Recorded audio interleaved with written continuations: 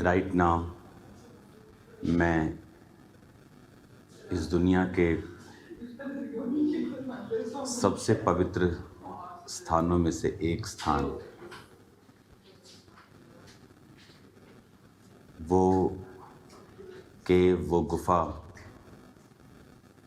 जहाँ पर प्रभु यीशु मसीह ने अपने दास यूहन्ना को दर्शन दिए थे, मैं उसी गुफा में अभी मौजूद हूँ।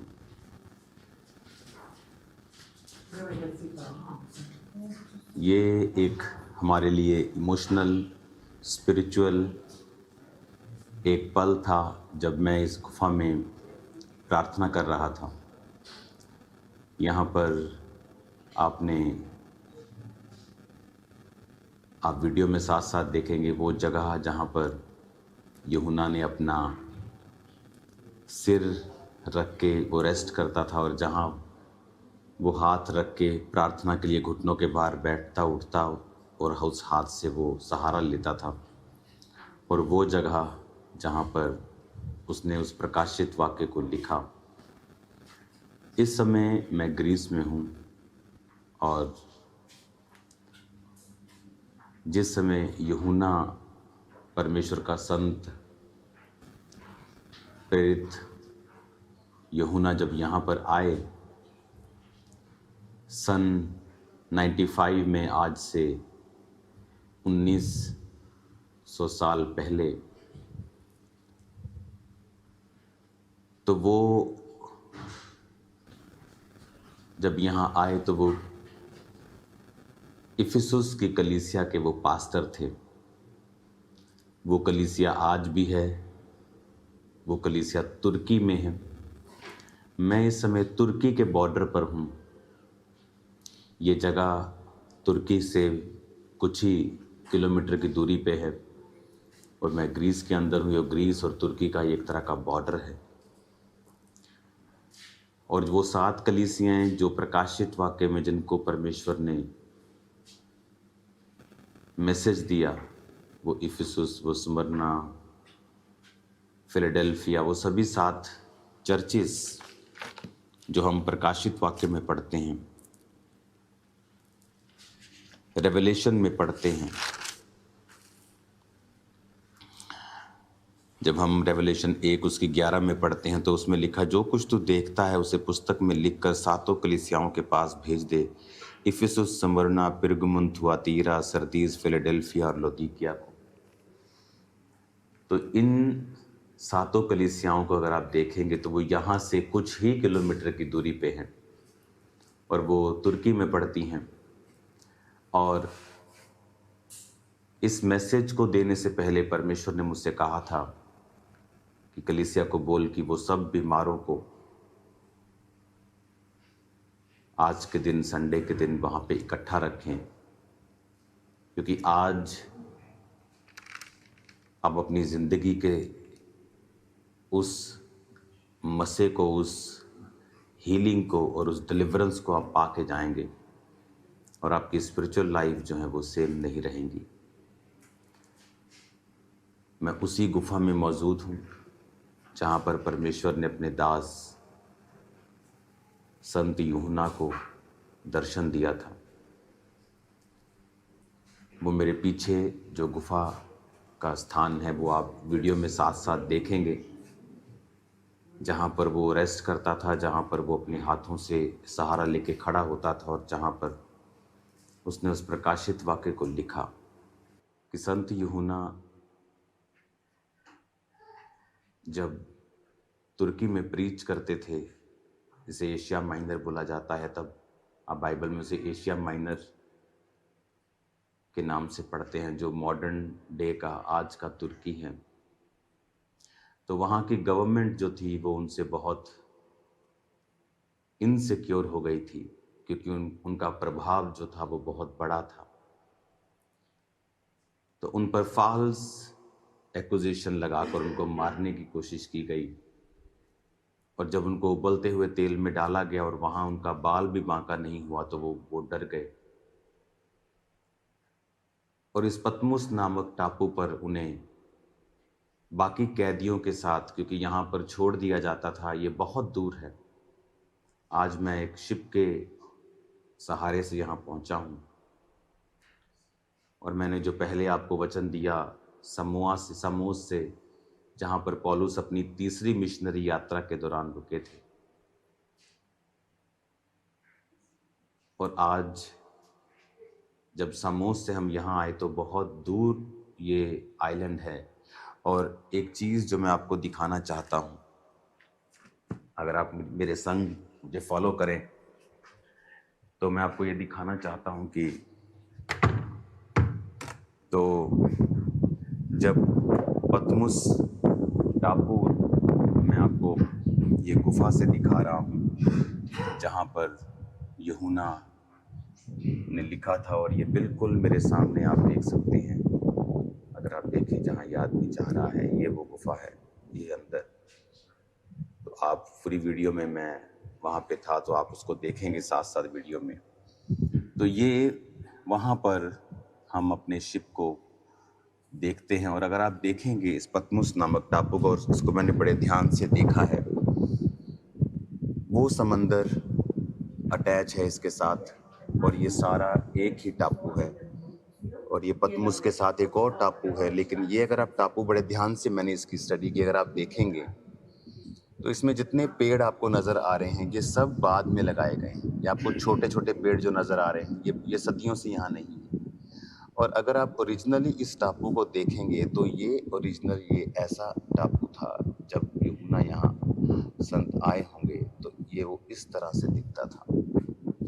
ये एक बंजर प्रकार का ये टापू था। बहुत कम प्रकार के यहाँ उस समय फल रहे होंगे, बहुत कम प्रकार के खाने के यहाँ पर स्थान होंगे, क्योंकि जितने पेड़ अभी आप देख रहे हो मेरे आसपास ये सभी अभी के लगाए गए हैं, और ये छोटे छोटे पेड़ जो आप देख रहे हो।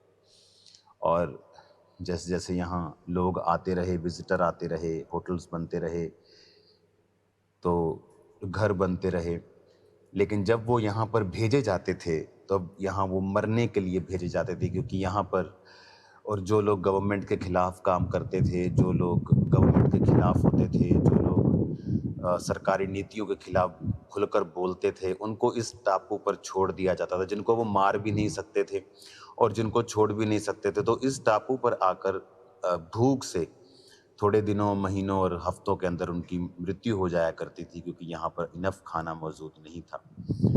कभी मछली आप कितनी पकड़ सकते हो, आपके पास कोई चीज़ नहीं है, कोई आपके पास कोई इनफ कपड़े नहीं हैं। यहाँ बहुत ही सर्दियों में सर्दी, गर्मियों में गर्मी, तो इस तरह से उनकी ज़िंदगी को टफ करने के लिए वो यहाँ पे इनको छोड़ दिया करते थे। अगर आप देखेंगे ध्यान से तो जो टापू आपको ओरिजिनल दशा में है वो हमेशा आपको बंजर ही, यहाँ पर इतना ज़्यादा गहरा आपको नहीं दिखाई देगा। तो इस तरह से तो 95 ईस्वी में संत यूहन्ना पतमुस नामक टापू पर छोड़ दिए गए थे, और इस टापू पर जो लोग उनके साथ वो सजा भुगत रहे थे, उन्होंने उनको प्रचार किया, उनको बपतिस्मा दिया, क्राइस्ट का उन्हें फॉलोअर बनाया। और इस गुफा में जो एक वोल्केनिक केव है, यानी ये ज्वालामुखी के कारण एक केव बनी थी, और ये अब यहाँ तो आपको ये लकड़ी के नज़र आ रहे हैं क्योंकि ये बनाए गए हैं, लेकिन अंदर जो केव हमने देखी हैं वो टोटल एक पत्थर की एक गुफा है टोटल बनी हुई। और उस पत्थर की गुफा में जब आप देखेंगे उसे साथ साथ वीडियो में, तो वो वोल्केनिक ज्वालामुखी के लावा के साथ बनी गई एक गुफा है। तो वो इस जगह के ऊपर वो प्रार्थना करने के लिए आया करते थे, वो प्रीच करते थे नीचे लोगों को, यहाँ के जो कैदी थे उनको बैप्टाइज करते थे, और उसके बाद यहाँ पर वो अलग प्रार्थना करने के लिए, जिस तरह प्रभु यीशु मसीह अलग जंगलों में जाकर वो प्रार्थना करते थे, वो यहाँ पर भी वो प्रार्थना करने के लिए आया करते थे। तो जब वो प्रार्थना करने के लिए यहाँ पर आते थे तो तब परमेश्वर ने उनको यहाँ पर दर्शन दिया था, और उस दर्शन के दौरान जिस जगह पर वो प्रकाशित वाक्य पुस्तक लिखी गई उस जगह को भी आप अभी देख रहे होंगे वीडियो में। एक बहुत स्ट्रॉन्ग मैसेज है जो परमेश्वर हमें देना चाहता है, और ये बहुत ही स्ट्रॉन्ग मैसेज परमेश्वर हमें देता है। क्या पता चलता है, 95 में जब वो यहाँ पे आए और परमेश्वर का प्रकाशित वाक्य उन्होंने हासिल किया, उसके बाद जिस सरकार ने उनको पनिश किया था, उस व्यक्ति की डेथ हो गई।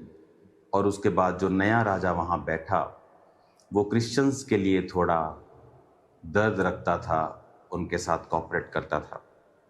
उसके बाद संत यूहन्ना को वापस उसी स्थान पर बुला लिया गया और वो यहाँ से चले गए, और वहाँ पर फिर वो अपनी ज़िंदगी के बाकी बुढ़ापे के दिनों को उन्होंने बिताया। इसका मतलब हमारी लाइफ में आने वाली परसिक्यूशन, सताव भी एक गहरे और एक दूरदर्शी मकसद के साथ वो हमारे जीवन में आते हैं, जो हमें दिखाते हैं विजन को, और कुछ ऐसा स्थापित कर जाते हैं जो आप किसी भी तरह से स्थापित नहीं कर सकते, अपनी प्रार्थनाओं से भी नहीं कर सकते। मैं आपको बताना चाहता हूँ, जिस ग्रीस देश में मैं मौजूद हूँ, यीशु मसीह के जन्म से 350 साल पहले यहाँ एक राजा हुआ था जिसका बहुत नाम है अलेक्जेंड्रा द ग्रेट। वो राजे ने अपनी छोटी उम्र में ही इस पूरे एरिया को कैप्चर कर लिया था।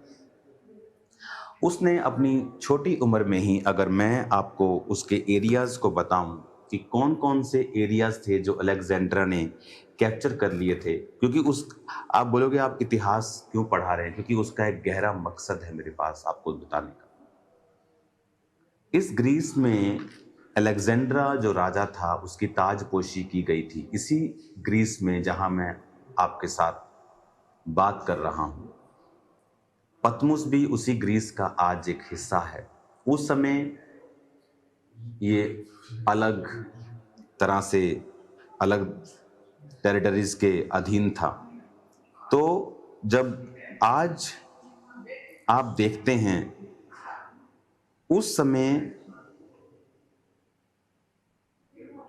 ये ग्रीक राजा, ग्रीक किंगडम से अलेक्जेंड्रा पैदा हुआ, और अलेक्जेंड्रा ने पैदा मतलब कि उसका राज्य पैदा हुआ। और अगर आप उसके देश देखेंगे, जो उसने देश कैप्चर किए बहुत ही छोटी उम्र में, और वो कभी हारा नहीं। वो बीमार होके मरा था, कोई बोलते उसको पॉइजन दिया या कुछ भी दिया, लेकिन वो हारा नहीं। मैकेडोनिया से लेके ग्रीस, बुल्गारिया, अल्बानिया, इजिप्ट, तुर्की, Syria, Israel, Palestine, Jordan, Lebanon, Iraq, Kuwait, Iran, Afghanistan, Pakistan, Bharat के कुछ हिस्से, Turkmenistan, Uzbekistan, Tajikistan, west to east अगर आप देखेंगे तो वो 4800 किलोमीटर लंबा, और दुनिया का 7वां अगर आज हम देखेंगे तो वो सबसे बड़ा राज्य था बाय लैंड।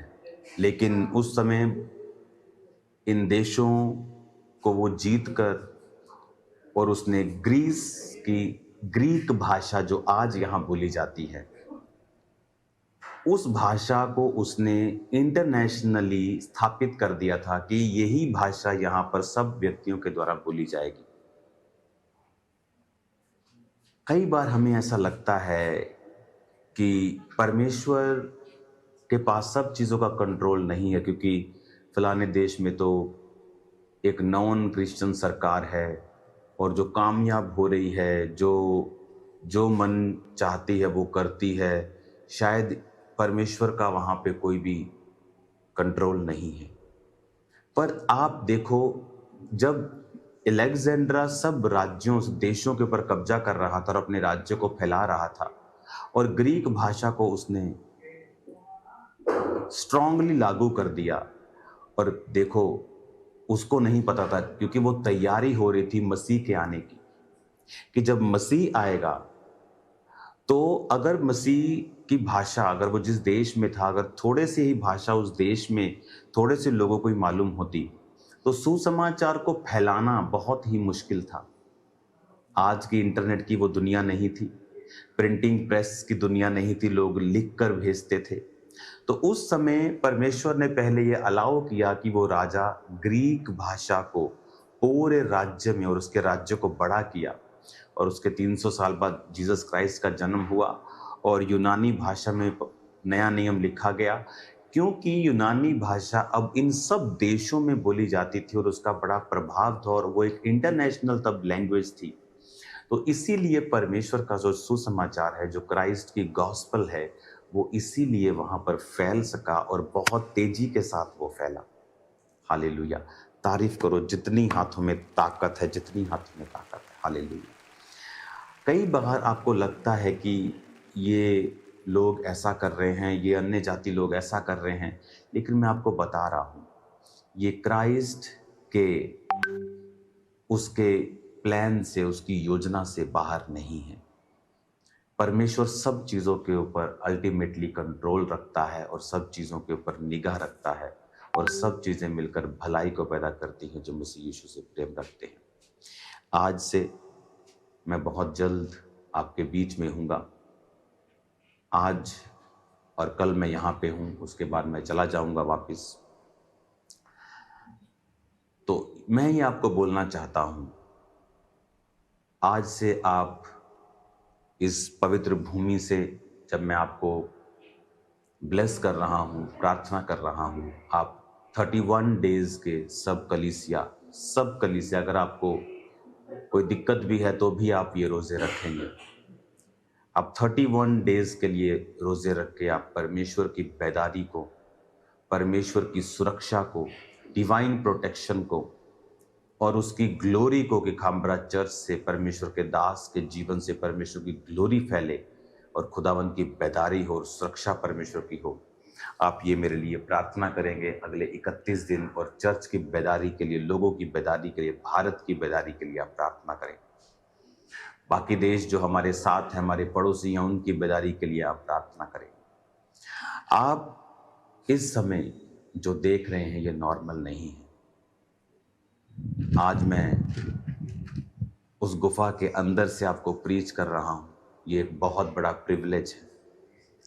इस गुफा के अंदर जो पास्टर हैं, आई थिंक उनकी एज 90 साल की होगी, आप वो फोटो देखेंगे मेरी उनके साथ। वो किससे बात नहीं करते यहाँ पे, वो जस्ट वो अपना काम कर रहे थे, क्योंकि यहाँ पर बहुत से लोग जो हैं वो विजिट करते हैं। तो मेरी एक छोटी सी मुलाकात के दौरान उन्होंने मुझे बहुत प्यार दिया, अपनी ब्लेसिंग, क्योंकि वो यहाँ पे रोज मीटिंग करते हैं इस केव के अंदर जहाँ पे परमेश्वर ने दर्शन दिया था। तो